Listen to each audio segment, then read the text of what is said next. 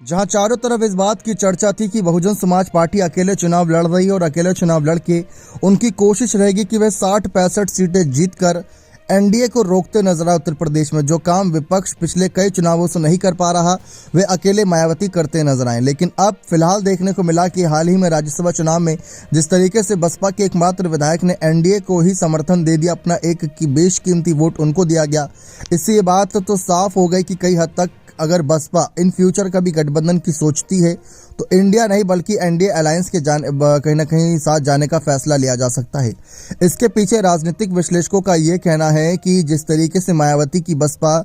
2007 में आखिरी बार सत्ता में आई थी, उसके बाद से सत्ता से दूर चल रही है और लगभग सभी चुनावों में उनको बड़े झटके लगे, सीटों का बहुत नुकसान हुआ, वोट परसेंटेज घट गया काफ़ी ज़्यादा। इसी कारण की वजह से कहीं ना कहीं जो उनके सांसद और विधायक चुनकर आते हैं वे निराश रहते हैं। लेकिन अगर मायावती एनडीए के साथ जो इस समय केंद्र में सरकार है उनसे हाथ मिला लेती हैं तो उनके सांसद विधायक जो जीत कर आएंगे वे पाला बदलने की नहीं सोचेंगे, क्योंकि फिर उनको मंत्री ही बना दिया जाएगा।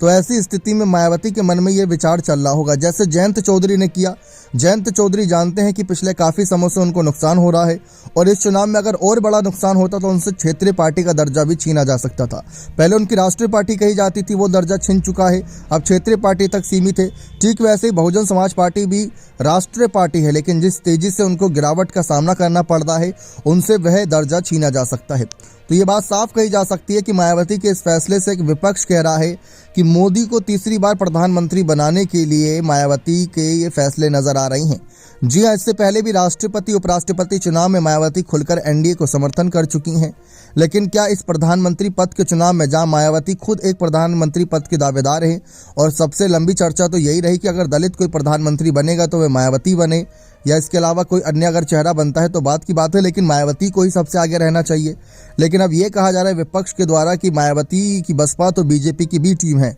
और वह नरेंद्र मोदी को तीसरी बार प्रधानमंत्री बनाने के लिए अंदर ही अंदर पूरी तरीके से काम करना शुरू भी कर दिए हैं और इससे भाजपा को फायदा भी होगा, क्योंकि अगर मायावती अपने कैंडिडेट उतारेंगी तो सबको पता है कि मुस्लिम वोट बटेगा और दलित वोटर्स उनके साथ जाएंगे। तो जिस सीट पर समाजवादी पार्टी अपने पीडीए के जरिए दलित वोटर्स को आकर्षित करती,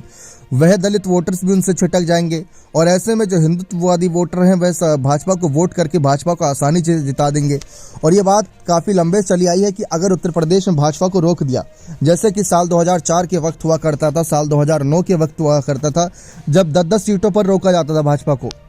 अगर वह कमाल हो गया तो भाजपा बहुमत हासिल नहीं कर पाएगी। लेकिन मायावती के एक फैसले से या तो मायावती खुद कहीं ना कहीं अपना प्रधानमंत्री बनने का सपना तोड़ती नजर आ रही हैं। बने रहे चैनल के साथ, बहुत बहुत धन्यवाद।